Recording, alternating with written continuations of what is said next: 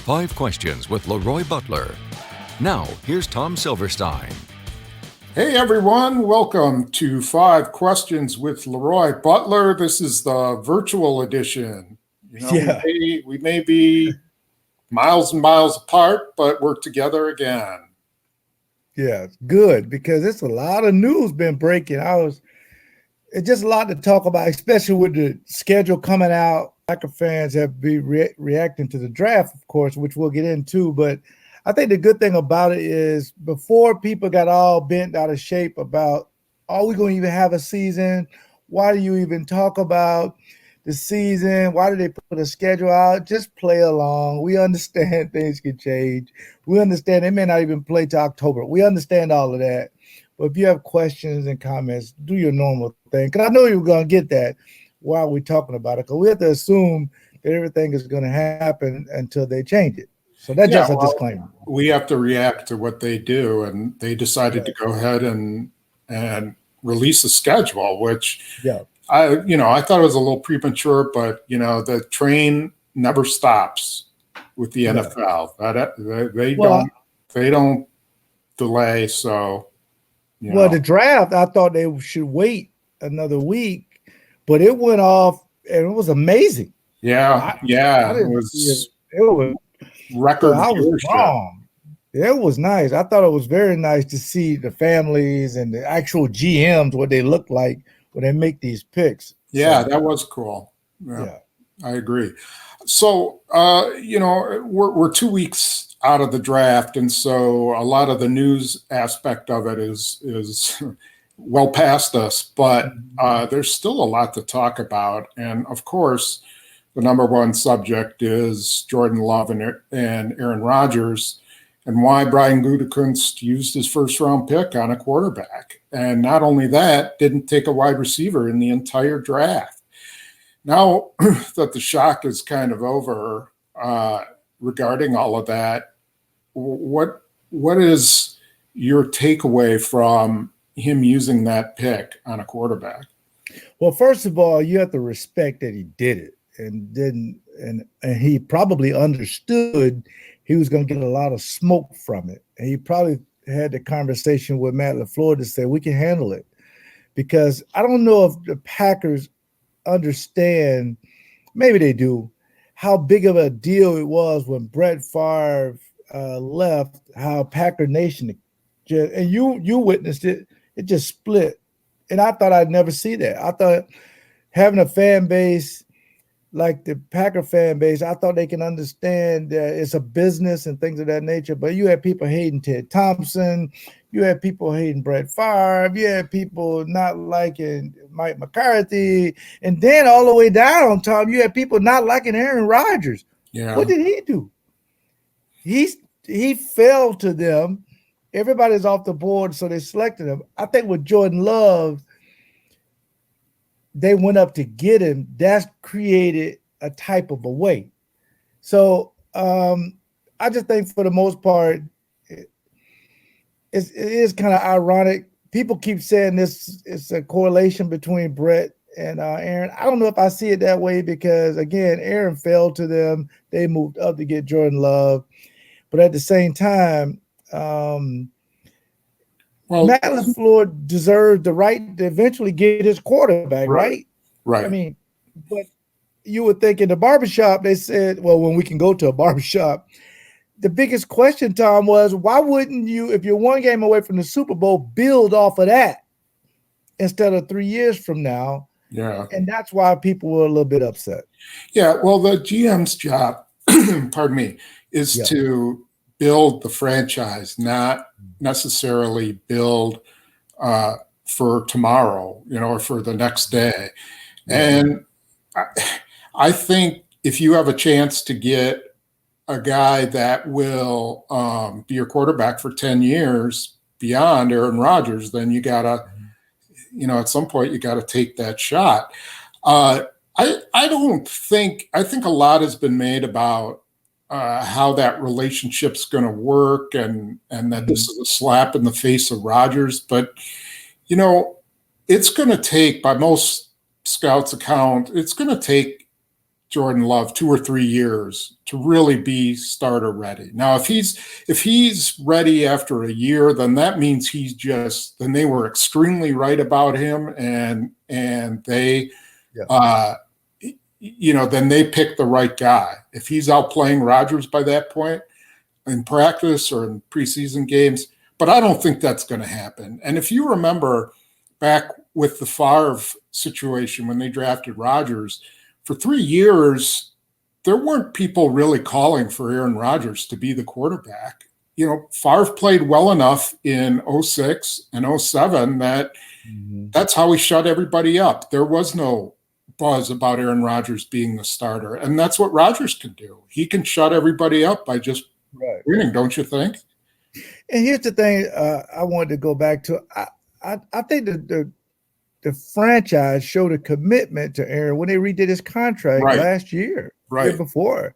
Yep. I mean, you go in with 2 or 3 years left on your deal to go and add more money to it. There's a commitment. I mean, they're not trying to force him out. They're trying to have their cake and eat it too. Most teams can't do that. Most teams, when the Patriots did that with Garoppolo, they said, well, Brady's playing so good. They traded Garoppolo for a pick. Right. It's just one of these things now that the problem is, it could be a problem. And you taught me this. In 4 years, LaFleur's contract will be up. And you'll have to either get the 5th year of Jordan Love and make a decision on Aaron Rodgers altogether. And you can worry about that later. But since they made that commitment, I think, to be honest, I think the Packers have to give Aaron Rodgers some space to feel a type of a way, whatever way that is. To just understand, hey, listen, we can gentlemanly disagree. But I have to think about the franchise in 2025 and 2024 when he'll be retired. And then and Aaron has to give the Packers some space. I know this is too logic. Give the Packers some space to say, yeah, you know what? It surprised a lot of people. You give Jordan Love, but there should be no negativity towards Jordan Love. We accept him in the family, the Packer family, and we want him to be successful. And just try to treat him better than Brett treated him. Right. Because remember, Tom, in their meeting room, it won't be because they let Wilkins go. It'll be like 3 guys in there. Yeah. But I think the wild card is Tim Boyle. What if he outplays Love? Well, I don't think they'll be okay. I don't think that'll be a problem for them. I think they'd be fine with carrying 3 quarterbacks. They'll carry 3 quarterbacks, and Love will. This will be like a redshirt year for him because it may be anyways. Yeah. So he'll just do scout team stuff, and they'll be okay with that. So, do you put him ahead of Boyle? I think they could put him ahead of Boyle. Let's see. You got to see what happens in training camp and see how he plays. I mean, who knows? Boyle's a good quarterback. Yeah, and they can trade him for Jordan Love is talented, and you never know what you threw Brett Favre in there in 1992 in a starting role when it was almost a joke. You thought it was a joke to put him in there. And look what happened over time. So that's a great point, Tom. That's a great point. Yeah. So the other aspect of this thing is that I do think they sent a little bit of a message to Rodgers. I think it was more of a message than drafting Jordan Love, and that was drafting a running back and an H-back with their 2nd and 3rd round picks and not taking a wide receiver. You agree? Yeah, I this is what I think now. I think the gold standard for Matt LaFleur is San Francisco 49ers. I think he wants to run the football. Yep. I think that he wants to have a 3-headed monster, at least a 2-headed monster. Because remember, when it gets cold, A.J. Dillon is going to just lean on people, okay? He's going to get the ball. He's going to run over guys. When you have the lead, with 3 minutes to go, you don't have to wear down Aaron Jones. You put this young kid in there, and he's going to run over people, and you can just keep the ball and secure victories. So you legitimately have 3 guys that you can run the ball with just kind of mix it up. But he brings something to the table you haven't seen since Eddie Lacy, a big, strong guy that can run through the secondary. So that's what I think they want. Because remember, the 2 games they played San Francisco ran the football, and you can see that what they did with George Kittle, he was off the ball a little bit. So that brings in Josiah. That's my grandson's name, by the way. They've showed film on this kid when he was chasing down interception. Not to mention, Tom, he's strong. He's strong like you. Yeah. He had 25 reps that led all tight ends. So I think they've been studying him for a while. And again, if I'm the Packers, I don't worry about the smoke that you're getting that some people had him in his 5th or 6th round. Your board obviously is different from everybody else's because a lot of people say it's the best receiver class in 25 years. Well, the Packers didn't see it that way. So you're right. Those 2 picks, those are Matt LaFleur picks, and that's the vision of his team to be more physical in the 4th quarter. And now, here's the question for you. I know this is 5 questions with me. Is Aaron going to be okay with doing what Garoppolo did? Garoppolo didn't throw the ball but 8 times, but they won. Is Aaron going to be okay with that? No, I don't think he is. I think I keep saying this. I said it. I think I said it in our podcast, and I think it's similar to, you remember that scene or the movie Moneyball when, yes. Art Howe won't play the guy that Billy Beane wants to play. He just won't play the guy. And so Billy Beane just trades everybody until the guy has to play him. So what they're doing is just loading up on the run game and saying, hey, sorry, you don't have any other wide receivers. You might as well run it. It's going to help you. And I think I really wonder whether LaFleur is going to start paring down on the number of plays he can change at the line of scrimmage. Like maybe there will be more run plays where it's a right-left decision and it's not a run-pass decision. Wouldn't he still have the RPO though? I think they will lessen that number. I think the thing that really probably bothered LaFleur, and I'm speculating. I don't have fact on this. Well, that's all y'all do is speculate. Y'all do. But a lot of times Rodgers, I think, audibled into plays that weren't LaFleur's. They were audibled into things that he remembered and he really liked. Over Mike McCarthy's offense? Yeah, I mean, things that were options. I don't think it's not exactly part of LaFleur's offense, but it's stuff he knew with Davante Adams. If he called it at the line, or with even Alan Lazard or Geronimo Allison, maybe, there were things he could do and tell them to do. Or Jimmy Graham, he could say, give them a signal and say, this is what I want you to do. And that was from the old offense. And I think I would bet that LaFleur wants to cut back on that. Do you? What's your take on that? Well, my take is if you have a Hall of Fame quarterback, you got to use him at some point. Use him in play action. The play action game is going to be amazing, especially if you can run the football. Yeah. Because remember, you got to give Aaron Jones a contract, so he's going to want the ball. So if he puts up numbers, that'll be good. But Davante Adams, instead of getting 115 targets this year, he may get 85. Is he going to be okay with that? Right. That's a big question. People are forgetting that too. Yep. Yes. And so when you got a Hall of Fame quarterback and a top wide receiver, how does this fit?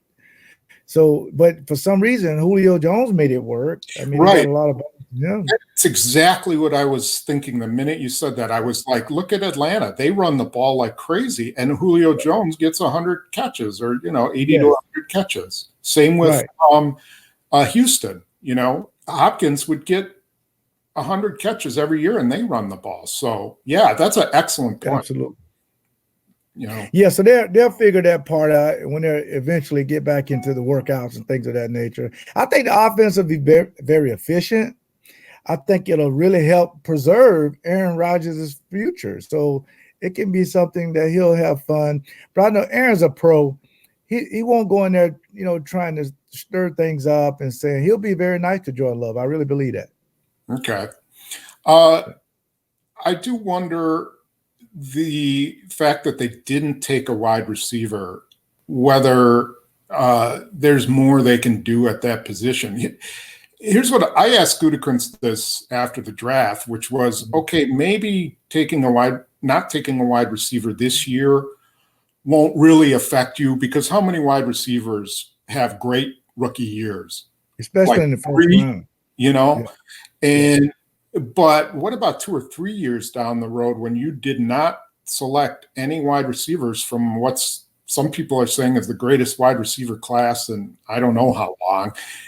Are you going to feel it then? And I think that's a question, that he'll have to answer down the road, is when maybe they don't have another Devontae Adams. See, I think he likes a type of a guy, big, not speed, not like Kansas City. Everybody runs a 4.3, because there's a lot of those guys you can bring in. They want bigger style guys who they can funches. Another guy, big guy, has adequate speed, but you can make a second move off of play action, but to just run by people. They want that to be MVS. I mean, they want MVS to be that guy, and they want St. Brown to come back. But remember, a lot of people forget about it. They drafted 3 receivers and kind of missed on it. So I don't know if they got a little gun shy with that or not, but your point is well taken. Funches is a 1-year deal. Alan Lazard, they can always get him back for cheap. And Devontae Adams in a few years, I don't know if they'll sign him back or not, but maybe they say, you know what, we don't need a all-pro receiver and all-pro running back, all-pro quarterback. We just need guys to just buy in to what the coach wants to do. Hopefully you can win. The one thing you do need in that offense, though, is a really good offensive line. And that's why you saw, that's why they took 3 linemen in the draft. Yeah, and except they were all interior guys, which is something that I think they should be concerned about. Oh, that's a good point. Because look at San Francisco, Joe Staley retired, and they were like, we better get somebody. And they went out and got Trent Williams. And I just think you can't mess around with the offensive line. And I wonder about that tackle position, the right tackle position with Wagner. Who's your backup there? Who's your eventual starter there? I'm not sure if that guy's on the team right now. Yeah, because I think Runyon and the other young man who just center, you're right, they're interior guys. And you got Billy Turner for another 3 years who played great. Him and Jenkins, 2 of the best guards together. But you're right, you're 1 or 2 injuries away. And I think what the Packers are going to do, I don't know this for sure, but I would think in the next couple of weeks, Tom, it's going to be a lot of guys get released. They can do a lot of 1-year prove-it type deals, bring these guys in. And that would show the fan base that, we're going for it. Our draft may not look that way, but these 1-year deals for these veterans, the Andre Risons and the, those Desmond Howard types, right? Those Ron Cox, these guys who were in Super Bowl 31, they weren't long-term guys. They were pretty much Band-Aids on the little nicks you had, and you won a Super Bowl. So you can still do that and still develop your team. But I think the fan base wanted a splash, and they got a ripple. Right. And I think they'll have to keep their eye out. I think with this influx of young wide receivers, there's going to be some veterans who are out on the street eventually. Yep. I mean, they'll be looking for an Emmanuel Sanders type guy who can come in and give them a year, just like you said. And, there's going to be a few guys. I bet you Kansas City has to get rid of maybe Sammy Watkins, or, Miami might have to get rid of Devontae Parker or Albert Wilson. There's just a number of places where I think we will see some veterans go. And I wouldn't be surprised if they're interested in that. I am also interested in seeing this kid from the Canadian Football League, Reggie Begelton. Yeah, people was telling me, and they got a defensive back from there too, right? Yes, that was an undrafted free agent. Begelton round, he's 3 years in. He caught 100 passes last year. Big, strong, and fast. So those are kind of players that Ted Thompson would go get a guy like a Sam Shields, who was undrafted, lots of speed, whatever, and comes in, the guy's a Pro Bowler. So your undrafted free agent list, I thought for sure they would get 5 or 6 receivers. Yeah. But they didn't do it. So in that, if you're MVS, that's a tribute to them wanting to develop you. Yeah. You know, you're the heir apparent to that number 2 spot. So I expect him to have a great year because he has everything: size, speed. They just need somebody with a wiggle. And I think that's why they brought Tyler Irvin back for a 1-year deal, just to be their slot guy if they can't get it with somebody else. Yeah. Last thing on the draft, we know that they do not have much depth at inside linebacker, and they drafted this kid from Minnesota, Kamal Martin, and I wonder about that position. You know, has that turned into safety position, that inside, second inside linebacker spot, or do you think that phase of defense is over now, that teams are running the ball too much for you to be able to play with 3 safeties? See, I thought after the San Francisco game, they would just value that position, but they don't really value the inside position because Kirksey, he was banked up. He'll be a starter. I got high hopes for him. And Kamal Martin, he was banged up. So, and then now you got the Ty Summers, and you got Owen Burks. But again, I think with the system, it's basically a linebacker and a defensive back next to each other. So that means teams are going to run the football on you. And that they didn't address defensive line. So they must have thought that was just a fluke, us losing that way to San Francisco. We can stop the run. But if you learned anything about San Francisco, you got to load the box and make them throw the ball. Put the game in Jimmy Garoppolo's hand, but then you have nobody to cover George Kittle. That said, the schedule came out, and I don't know what we can glean from it other than, they start with 2 division games, which this is the 3rd straight year they've started with back-to-back division games. And you know what their record is in that time? Guess. What is it? It's in how many years? They're 3-0-1 in NFC games to start the season, in back-to-back years. So okay. McCarthy went 1-0-1 and LaFleur went 2-0. And if you go back all the way to the previous year that they did it, they swept the first 2 NFC North games. So it's probably not as daunting as it looks. They do have to go to Minnesota. Could you imagine playing in Minnesota without any fans in the stands? Yeah, it's going to be hard. I mean, if you have no fans, there would be no Lambeau Leap, right? So yeah, well, you'd be leaping like an usher or something. Or, you get hurt. One of those squirrels that's running around the stands or something.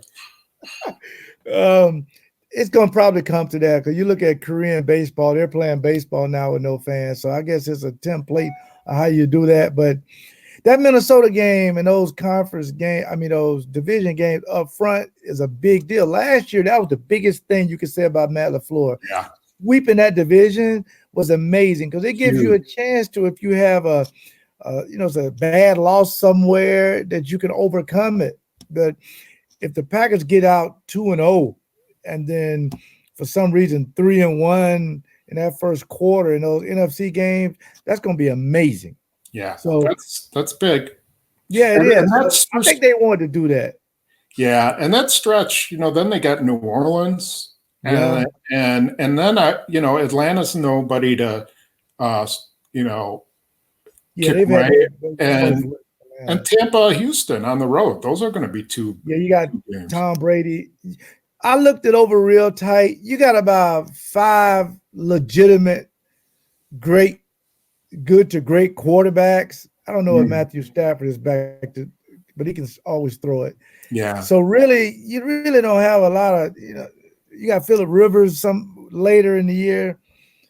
This schedule, I was looking for a schedule like 3 on the road, maybe 3 at home, something like that. Those kind of stretches to make it tougher. But I think it's a very good schedule if you're the Green Bay Packers because you just gotta win in your division to really set you up nice. Yep. Okay, well, we need to wrap up. It's been fun to do this again, even separated like we are. The best part about it was I was able to mute you the whole time you were talking. So yeah, right. You better not. My fans will get all over you. You better not do that. I want to thank Bill Schultz too. I want to really thank Bill Schultz for even showing me how to do all of this. That's you right. always got to have smart friends, man. Yep. You got any? Not rich friends, no. Smart friends. Right. Way better. You got any shout outs before we call this a wrap? Well, I do. Thank you. Happy Mother's Day to everybody this Sunday. And my anniversary is Monday, so happy anniversary to my wife, Genesis Butler. And again, I want to thank all of the frontline workers out there, especially the workers at Pick and Save. I mean, these guys and girls put in, some tough hours. I appreciate that. I appreciate all the first responders, the doctors, nurses, because they're really putting their lives on the line. And I just feel bad for everybody who lost their job. I just appreciate the support. You supported me and Tom in 5 questions. We love doing it. And thank you very much. And look forward to next time. Yeah, and hopefully it won't be too long that we're back. We'll just have to wait and see how it goes. And I'm looking forward to it whenever it is. Absolutely. Have a good day, buddy. All right. Take care, everyone.